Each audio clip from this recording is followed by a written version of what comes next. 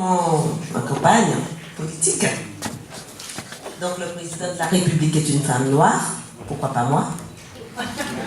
C'est vrai qu'elle te ressemble. Ben oui. Elle est passée par la monarchie, donc à Londres. Donc on n'a peut-être pas voulu d'elle, donc elle est en France. Donc présidente de la République. Après avoir autant de distinctions honorifiques à travers le monde, 107 exactement, 107 distinctions, en passant par la médaille du mérite, chevalier de la Légion d'honneur, médaille d'or du Ordre humanitaire de France, n'est-ce pas, je peux être président de la République. Et pourquoi pas? Donc je vais vous lire juste, parce qu'aujourd'hui on ne va pas parler de l'épanouissement. Je ne vais pas faire pleurer, hein, Miguel. Non, mais c'était dit avec beaucoup de tendresse. Merci. Bon, alors entre-temps, puisque vous ne le savez peut-être pas, mais je suis en politique là. Hein. Je suis déjà entré en politique. Hein. Oui, bras-le-bas de combat. La campagne pour la présidentielle commençait. J'avais créé mon parti. Je ne sais même pas s'il avait un nom, en tout cas. Je commençais à rallier quelques personnes de bonne volonté qui, tout comme moi, voulaient faire avancer les choses. Une femme noire, présidente de la République, cela en faisait pouffer plus d'un. Je tenais en fait mon slogan. Certains étaient émus, d'autres critiquaient, c'était normal, nous étions en politique. Et en politique, les mots sont des armes suffisamment tranchantes pour assassiner les uns ou les autres. Pour nous protéger, moi, le morceau de fer, puisqu'on m'appelait comme ça aux Antilles, et les autres bouts de fer, j'avais choisi à mes côtés. Nous avons bâti un grand mur de protection. À la moindre brèche, nous relayons la fissure. C'est comme, je vais vous dire, comme des petits bridins, nous n'avions pas le temps à perdre avec des futilités. Je vais prendre une autre partie. Plus rien ne devait secouer nos engagements. Mes belluaires, donc je parle des gens qui m'accompagnent, dignes des peuples de jadis, terrassaient les animaux déchaînés, bavant des mensonges nauséabonds. Ces bêtes biscornues qui s'étranglaient entre elles-mêmes à cause de leur fataise, de leur propre verbiage de soi-disant hommes politiques. J'avais revêtu mon gilet de pare-balles. Rien ne pouvait atteindre mon parti, le parti du cœur. Nos pas n'étaient pas chancelants, les dommages causés par les uns ne me torturaient plus et le regard des corrompus glissait sur mon pelage. J'étais entré en politique et en politique, tout passe, et en politique, je passe à devenir président de la République. Mes adversaires, attendez, parce qu'il y a beaucoup, n'avaient à mon encontre pas le moins d'état d'âme. Moi, j'esquivais les attaques.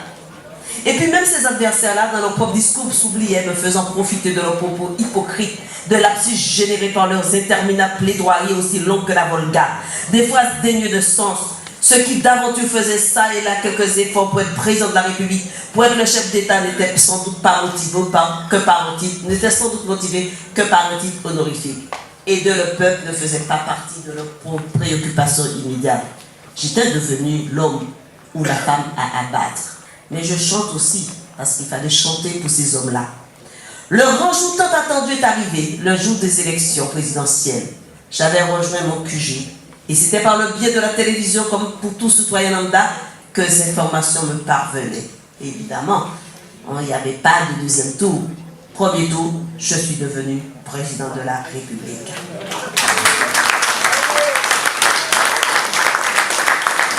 Les noms de différents candidats s'affichent en même temps que celui de leur parti. Des chiffres en pourcentage se dessinaient lentement, interminablement. Le commentateur a commencé à lire, puis à la vue des chiffres, il s'est arrêté net.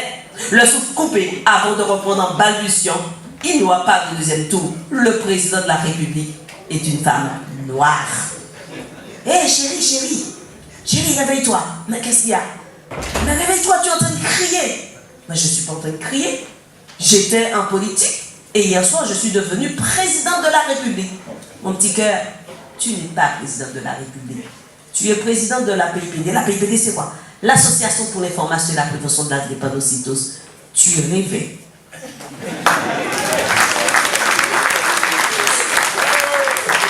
Mais, mon chéri, faut-il toujours attendre qu'un jour, peut-être éternellement, qu'une femme noire devienne présidente de la République? Je rêvais peut-être, mais je suis prêt.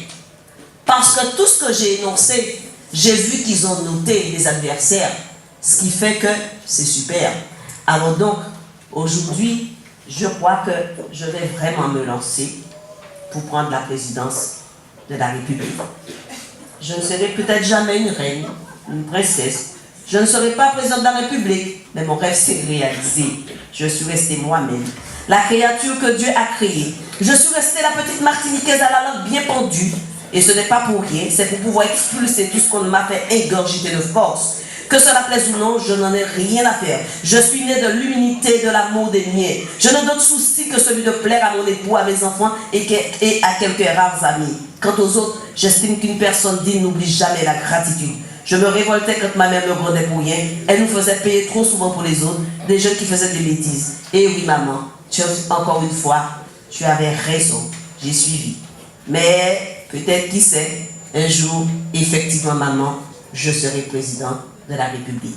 Mon histoire est loin d'être terminée. Je présenterai bientôt mes projets de loi. Et j'espère que les choses changeront. Pour l'heure, moi aussi, je dois me reposer, au moins pour cette nuit, même si je suis tout fatiguée, j'ai quelques nuits blanches. Hein.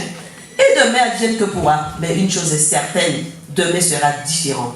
Les mentalités ont changé, c'est ce que je me suis dit en rêve. Mais c'était seulement un rêve. Le combat est encore long. Les batailles ont été remportées par la guerre. Rien n'a changé, c'est peut-être même pire. Des groupes racistes et antisémites pullulent depuis quelques années. Mon vœu le plus fou, le plus invraisemblable s'est réalisé dans un rêve. Et pour l'heure, cela me suffit.